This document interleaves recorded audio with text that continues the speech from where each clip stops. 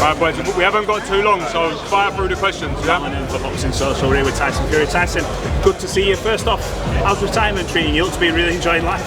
Very well, very rich, very good looking, very fucking young. Any sort of, obviously, you're surrounding yourself with boxing stuff. I see you training. No, this is my first time I've been to a boxing event. You're still training though, you're still keeping yourself fit, you're still doing that. Is that twice a day, daily? Yeah, I've already done 2 sessions this morning. Have you got any feeling sort of in retirement now? Is there anything that tells you, you know what, give it a few months and I may make the return to the sport, or right now as you feel it's done and dusted? What would I be coming back for? Don't know, the love of the sport. Obviously you've made enough money, you've achieved everything there is to I've won every belt, you've won every belt. Yeah, so yeah, there's not much to come back for, is there? Oh, does the love of the sport overthrow my health? No, absolutely not. There you go then. So I think you've answered your own question there. Do you worry about that, Tyson? What's that? Do you worry about your health? You got to worry about your health, because your health is your wealth. No, we see obviously fighters all the time. Later on in life, it catches up with them a little. Is that something you think about? One way, it's inevitable, I believe, with the fights I've had. Tyson, you're getting frustrated by people keep saying, are you going to come back? When are you coming back? Everyone in the sport was still talking about you and when Of course, yeah, it just shows you how fucking relevant I am in the game and how hungry they are for Achilles to come back. Listen, as far as I'm concerned, I'm happy. I've won everything I've had to do. Listen, my last fight was a clear fucking victory for the Gypsy King. Anyone in boxing can see that. A complete load of dog shit, yeah? Political, whatever you want to call it, and everything did an interview, just left the ring. As soon as that thing was announced, I was like, what the fuck's going on here? But I accept it, I'm a man, I don't make excuses. On with the next thing. Got paid, got laid, got out of there. Happy days. Went home to my family, and now I'm happy, you know. I'm at home in Morecambe, I train twice a day, I go out, I can have a beer when I want, I go eat what I want, I stay out late, I can do what the fuck I want. You know why? Because I've earned the right to. Tyson, what's been the most enjoyable pastime in retirement? What's the most enjoyable thing? Training. Training's always my most enjoyable thing. Train twice a day, weights and running, and then we do about 3 or 4 boxing sessions a week as well.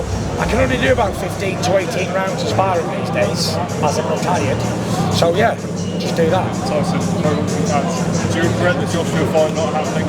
No, I don't. I don't regret anything. Life's too short for regrets. I think it's Jake calling him out. I think it's a good fight. I think it's a real 50-50 fight.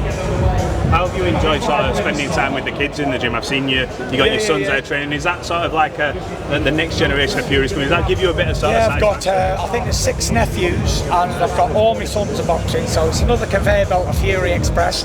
And my son Prince, he just done his first 6-mile run recently, and like only 3 months ago he couldn't do 2 miles. So he's smashing it. Is that satisfying to you, seeing obviously everything you've done and now you're seeing your lad come through? Does that give you that sort of a different love for boxing, and obviously it's family time as well? Like? Yeah, you know, I enjoy, you know, coming out here, signing a couple of autographs, getting paid to come to events, kiss a few babies, take a few pictures, eat my meals for free. It's not bad living a life as a legend, bona fide living legend. You know. Tyson, would you think if your sons would want to actually step in the professional ring and really get into it? You've been open about health and everything. I think it's inevitable. I think they will, and I think they must. It's a great sport, and you know, everything I've got, I owe it to the game of boxing, and I'm very appreciative. And I've had a love-hate relationship with boxing for going on 25 years. And like all great relationships, there's going to be ups and downs, but inevitable in my game is you make your bed, you lie in it, and yeah, I'm still very much in love with the game. I train regular, I do all of the above. What's your prediction for the time of White?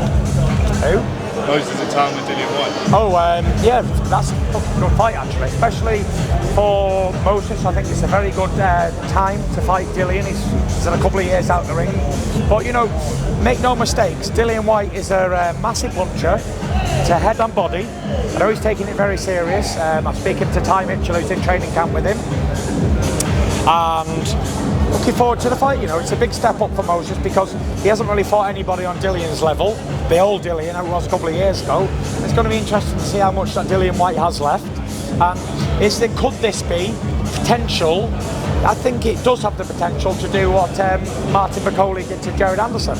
Maybe it's too early, or maybe he passes with flying colours. And that's why you got to watch it and find out. But one thing I will say about Moses is he's a very good fighter, good little boxer, good puncher, and a lovely kid as well. It's like a sponge. You tell him something, he absorbs it and he listens. And that's the great thing about the young kids who's coming up. And he's only 20 years old. I told him a few years ago, forget about breaking records, take your time, you've only got one career, and just enjoy it, because I remember when I was 19, 20, and now fucking 36 has gone like that, very quick. Tyson, will you be there on July the 19th? Wilder the weekend, first question. I didn't see the full fight, because it was on at ridiculous hours in the morning, but I did see like a clip on Instagram, and I did I think IFL put a video of it out, and I said, please somebody stop this man from his own self. He's a shadow of his former glory. And I know it's hard to hear that, but at 40 years old, and he's been in the 3 fights for me, done him, completely ended his career. I don't know, everyone's got their own reasons and everyone's entitled to do what they want, but it's sad to see, really. Can I ask you on Will you be there at Usyk-Dubois? I've not been attending any boxing fights. This is the first one I've gone to in a long time. Who do you think wins that fight? I don't know. Dubois is very young, ambitious, big, strong man, and Usyk's very experienced. But again, he's coming off for two fights for me, which is debatable whether he won them or not, which he didn't win them, but he got the decision, which is all that matters. He's 38 years old. You know, if I was going to come back, I'd come back for Usyk. But I want a fair result in England. Would he be the only fighter that you'd come back for? That would be the one I want immediately. That would be the most fight that I'd want next. In England. Thank you, everyone. Cheers. Thank you.